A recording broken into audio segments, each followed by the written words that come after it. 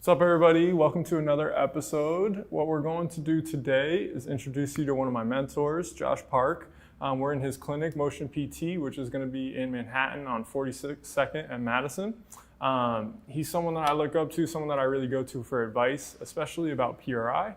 It's something that we get a lot of questions about, so we wanted to kind of get in here and do a little bit of interview. We're also going to take you through a little bit of an assessment where he's going to assess me and kind of go into some detail on why we do these things and kind of the thought process behind them. But first, let's have me turn it over to Josh and just let him introduce himself. So why don't you go ahead and tell us about the clinic, what do you guys do here, and really anything else that you want to share. Hi, my name is Joshua Park. I'm a physical therapist and I'm the owner of the Motion Physical Therapy Clinic. So our system, our main frame of the system is a PRI-based clinic, and we use a lot of PRI objective tests for the patient assessment. But what we wanted to create is more than just a PRI. We wanted to create the data that's objectively scalable.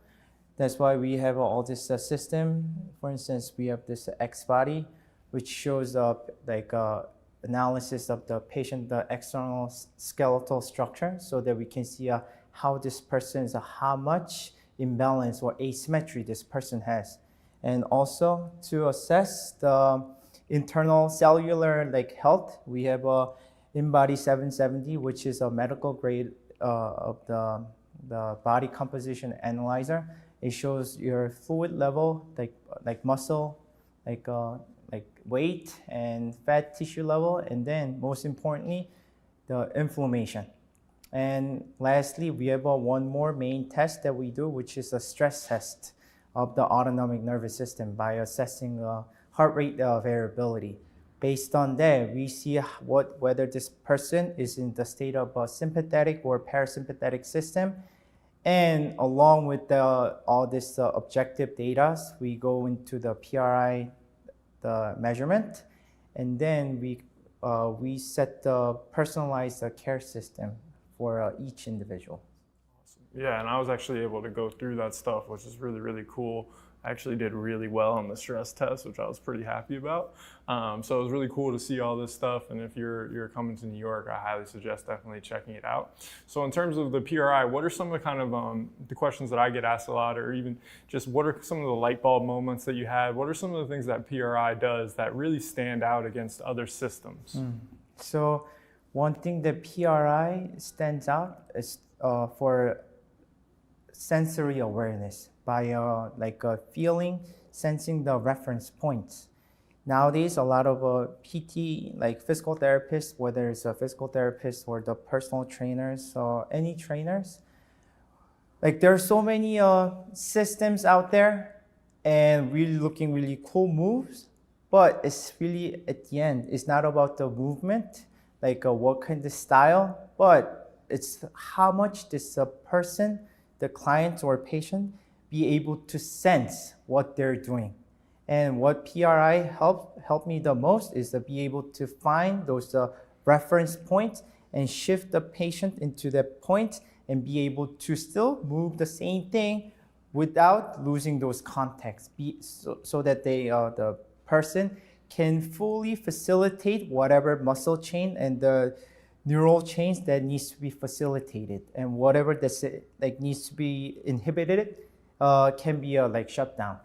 Nice. Yeah, and that was really cool. One of the things that we actually did together when I first came here was actually looking at my jaw. So something that you totally wouldn't even think about is the idea that maybe the bottom part of my jaw was actually pulled back so that I had the overbite. So we already started working on kind of bringing that together. So it's really, when people even think about neutral spine, it's crazy to think about how much that continuum actually goes to even thinking about, your jaw, the way that your skull is centered, everything across the line.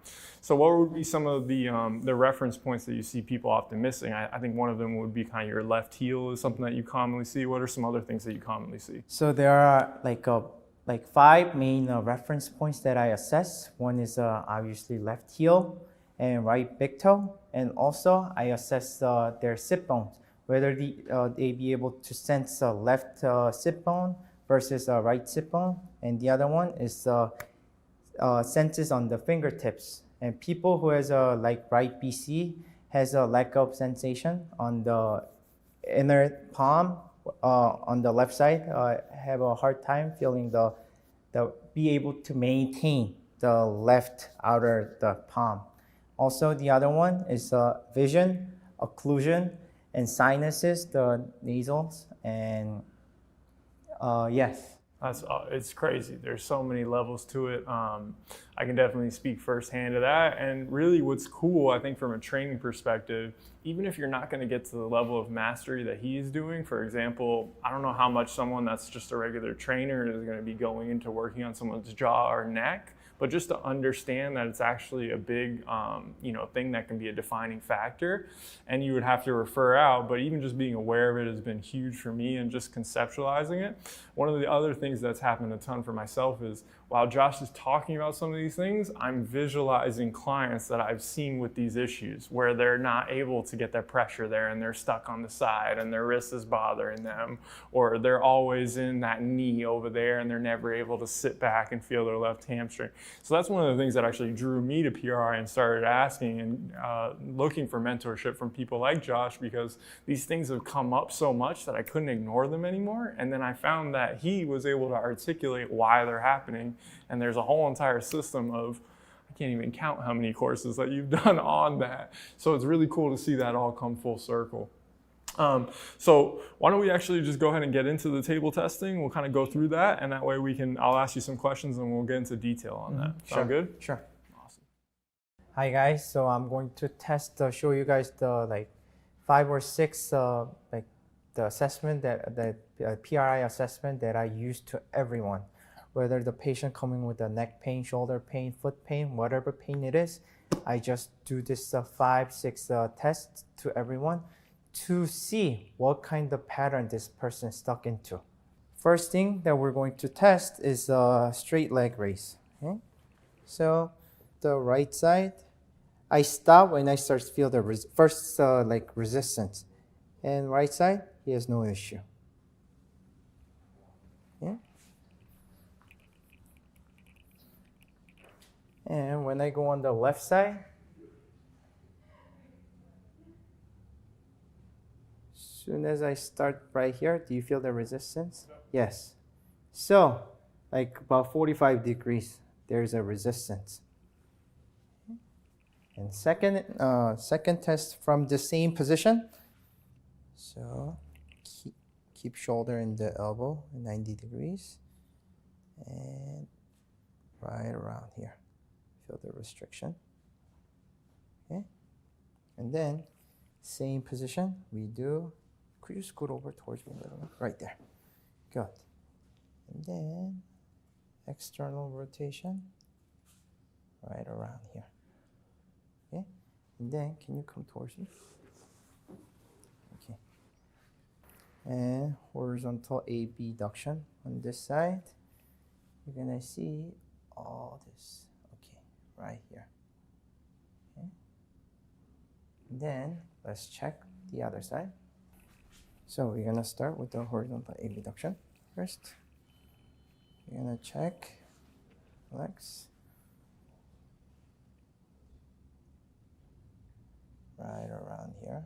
I start to feel some tension in here. Okay? And then go ahead and scoot over. Okay. Actually, can you scoot over a little more? Right there. So horizontal internal rotation is no problem. But when we do external rotation, this is where I start to feel the restriction. Do you feel the restriction? Mm-hmm.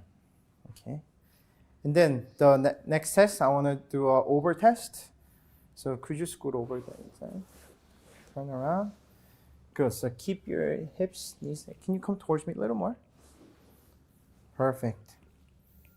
And then put your hand under your head. Perfect.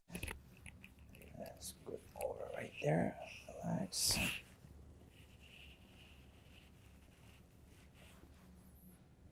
Relax. So, based on all the assessment that we did, he's in the typical left, the left AIC.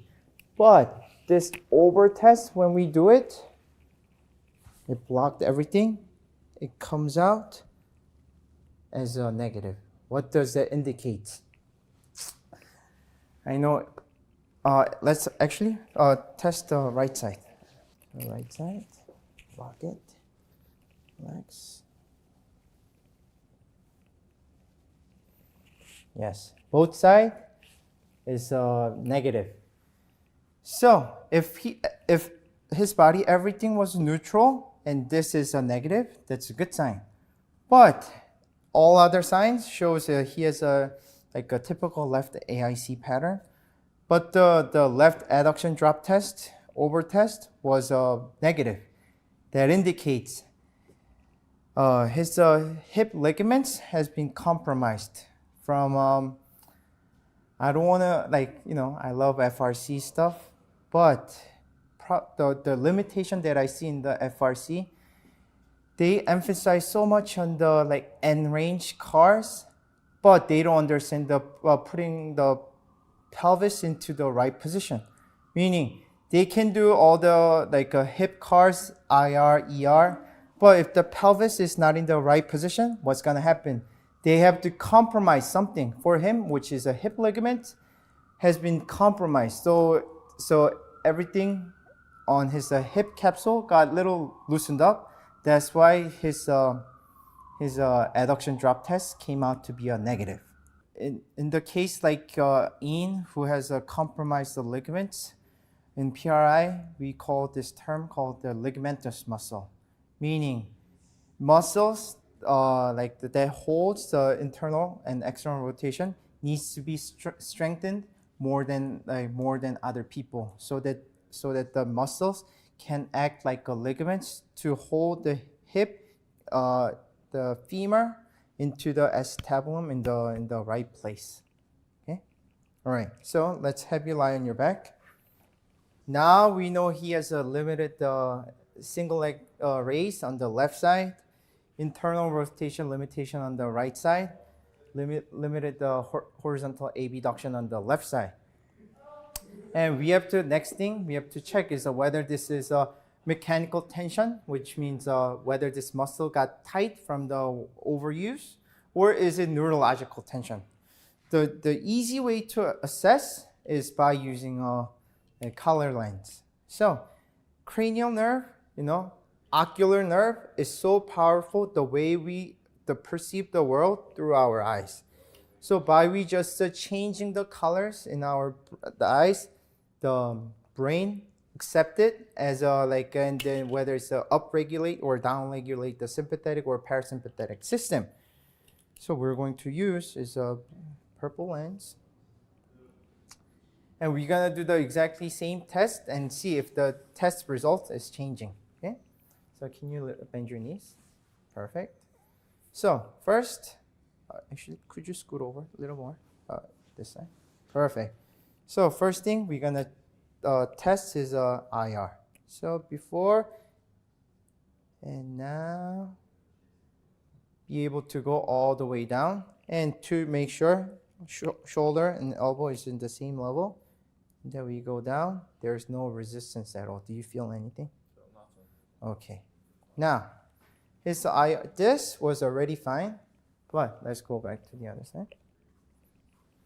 So let's check his left ER. Before the lens, I was able to feel the restriction right around here, but with the lens, relax. Let me know when you start to feel the restriction. I can feel it there a little bit. Yeah, right there. Okay. And then let's check the abduction. Can you come first? Right there.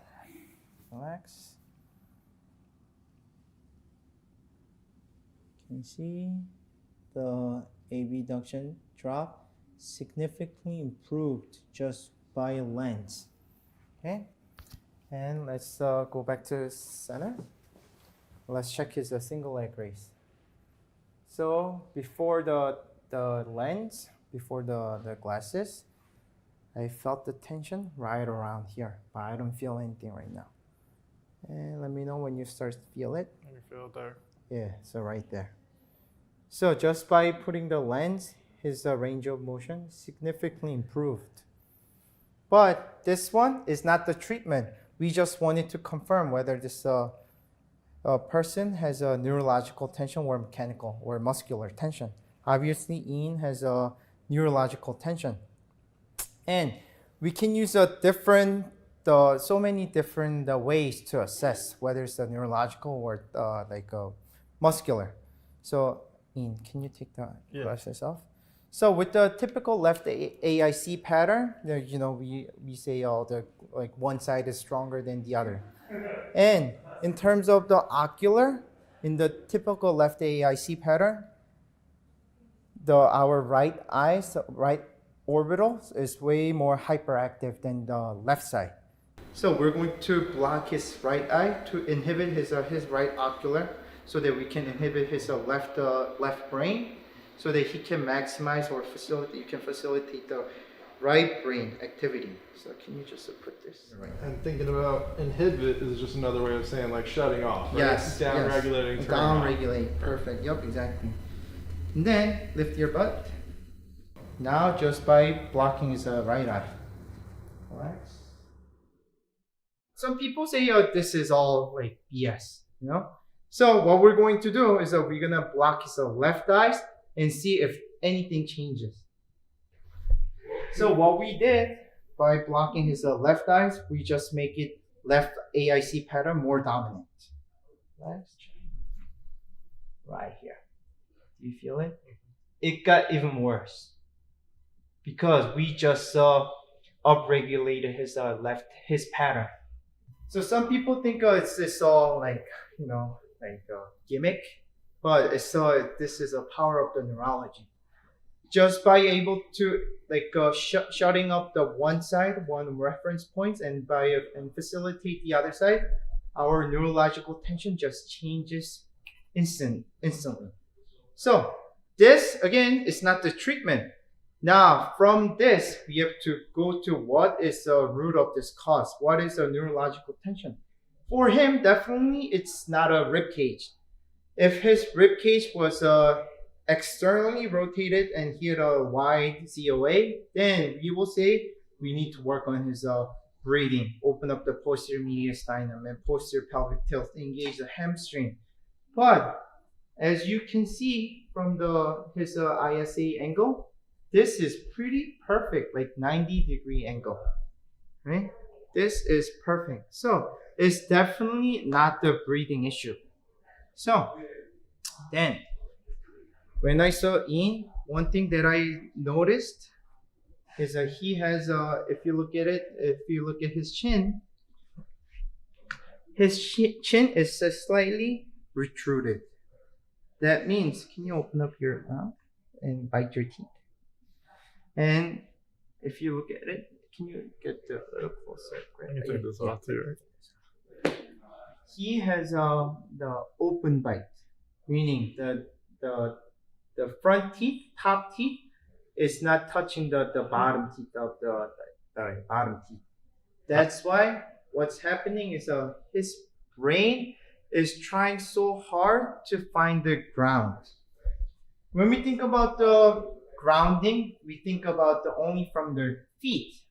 But the reality is, in order to feel the ground, we need to first sense what's on the teeth.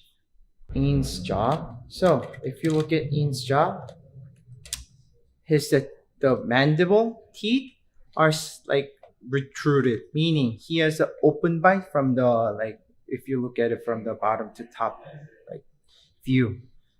Because his teeth are not touching each other, his body is trying everything to tensing up to feel the ground, to sense their teeth occlusion.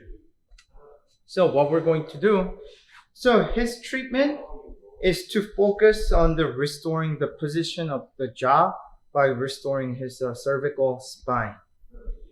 Then all this rib cage, all this things that he does, the performance can be maximized. So this is just a mouth guard that you can get it in the from the Amazon for like $5. I'm going to just put this under his mandible. So point of putting this mandible, the mouth guard, is just like orthotics. We put it on the foot so that the in can sense, his brain can sense like a occlusion between top teeth and the bottom teeth, so that his body can relax, so that all the neurological tension can be inhibited, down regulated. So now having the mouth guard, what I want you to do is glide. Don't chew hard. I just want you to sense and just slightly glide so that your bottom teeth is touching slightly on the top back teeth. Can you feel that? Mm-hmm. Good. And then, can you bend your knees? And can you come towards me? Good. Now we're going to assess right there. Once we understand his work, what kind of pattern he is, we don't have to go through the whole 5 assessments. We can just choose 1 or 2 to see if we made any changes. And we're just using this left side. And what do you feel? Good. Relax. So we used this to assess if the Ian's tension was neurological, and we confirmed. And then next thing we had to find what is a root, and we saw his rib cage was perfect, and his root was actually coming from the jaw. So treatment or the exercise will be focusing on restoring the position of the mandible and position of the cervical spine, so everything can be down regulated. I was asked, one of my questions was to ask, what muscles do I need to focus on to feel them move to get to that position? But the whole point of, and one of the big principles of PRI is not thinking about the muscles, the movement, or the action, but more so just letting the position dictate the function. So where it's, instead of thinking I need to feel this muscle, I need to do that, it's more about when you get to the position, the thinking doesn't have to be done anymore because the position will facilitate the function that we're after. So it's kind of in a way playing chess versus checkers, right? Yes. So once we get you in, the right stuff happens because you're in the right position. Exactly. And that's why it's what you've been learning and using is and making it in a way more elementary or more of a prerequisite to FRC is, can you get into the right position first before I try to stretch you into a position or even try to control something that you can't even really get into, right? 100%. So that kind of ties it all together. So in terms of any other exercises that I would do, is there anything besides the jaw? Or would I maybe do some left hamstring? Yes. So for him, in order to feel the occlusion from the teeth, first his brain needs to understand what is going on in his feet. So always I start with a 90-90. Whether the person has a neck pain, shoulder pain, again, any pain, if the person is stuck in the left AIC, always start with the supine 90-90. But as we progress, we have to get up to the jaw so that the jaw position can be maintained. And then for you, specifically for you, when you do 90-90, a lot of the fitness industry, when you do a lot of heavy weight lifting, people emphasize on the chin tuck, right? But people say forehead posture is bad, right?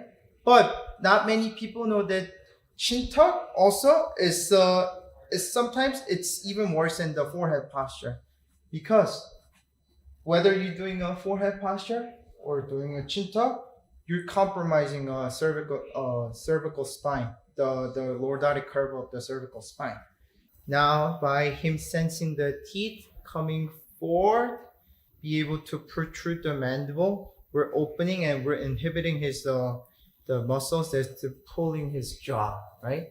And then next thing, we have to keep his cervical spine like lordotic curve so that he can get the full airway. So I'm gonna roll up the towel So when people do like my patient, a lot of the people when they make the mistake is that when they do lift their hip, they tend to do chin tuck as well because they're so used to doing this. But what I say, you have to keep this, don't compress this towel. You have to keep this towel lifting your cervical spine, not instead of you pressing down. Okay. So in this position, breathe in. And let's breathe out. Drag your feet down to feel your left. Perfect. Right there. Now I want you to be nice. So don't press this one. I want you to keep this chin up a little more. Up. Chin is pointing up in the ceiling. Go. 3, 2, 1. And slowly breathe in. As you breathe out, I want you to lift your right foot off the wall. Right there. Now, by just maintaining this position, his brain understands from the contact on the surface of the foot to contact on the surface of the teeth. Full connection from the bottom to top. This will open up his airway and he's gonna down regulate his tension and he will be in the good shape after this.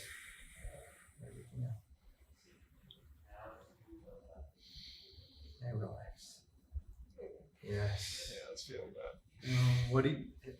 Did you notice anything with this? I mean, I could definitely get into the hamstring really well. Not that I couldn't before, but I could definitely feel it even more. When you're cueing that, are you cueing any inside or outside of the heel? Oh, yes. So this time, I wasn't telling him to feel the outer side because he already knew. But if anyone who have no sensory awareness, I will cue him to sense the left outer heel, so that they can feel the arch of the left foot can be coming up by sensing this. And would I want to keep my knee in, right? I wouldn't want this. Yes. So I still want adductor, a little bit adductor. Yes. So just by having some sort of the ball in between, that will have him be able to sense the inner thigh. Again, the ball is there so that his inner thigh can sense the surface.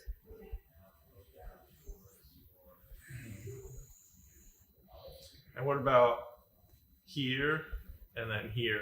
Overkill? Too much? So PRI, I want to say, it's a principle. Once you understand the principle and understand the sensory reference, then you can just utilize this concept in any activity. And the reason that I asked that would be because, and correct me if I'm wrong, if I reach in this direction, it'll help me find left oblique, yes, which is often missing in left AIC. If I externally rotate here, it will open up these ribs to facilitate apical expansion, yes, or the upward expansion of my right lung, which in that pattern is usually brick down. Okay. But for him, the reason it wasn't really necessary for you, because you already had a perfect rib cage position. So again, your issue was the over dominant left brain activity, not the air chamber. So once we just down regulate the activity on the left lobe, your body just went right into a perfect symmetry. Perfect. That makes sense. Thanks for watching. Hopefully you've learned a few things. In terms of finding out more about this stuff, the first thing that I want you to do is reach out to Josh. So we're gonna put his information up so that you can find him on Instagram, follow him. Unbelievably really nice. So just reach out to him. He wants to hear from you guys, right? And definitely come see the clinic when you're in Manhattan. We'll put all the information up there. The second resource, which he'll also direct you to after, because he can't teach your whole course anyway, is to go to PRI and learn more about this stuff. And if you have any questions at all that I can help answer, ask me, but I might just send you the guy that I'm learning from anyway. So anything else that you want to add, Josh? Thank you for coming. Absolutely. Enjoy the rest of your day, and we hope to see you next time.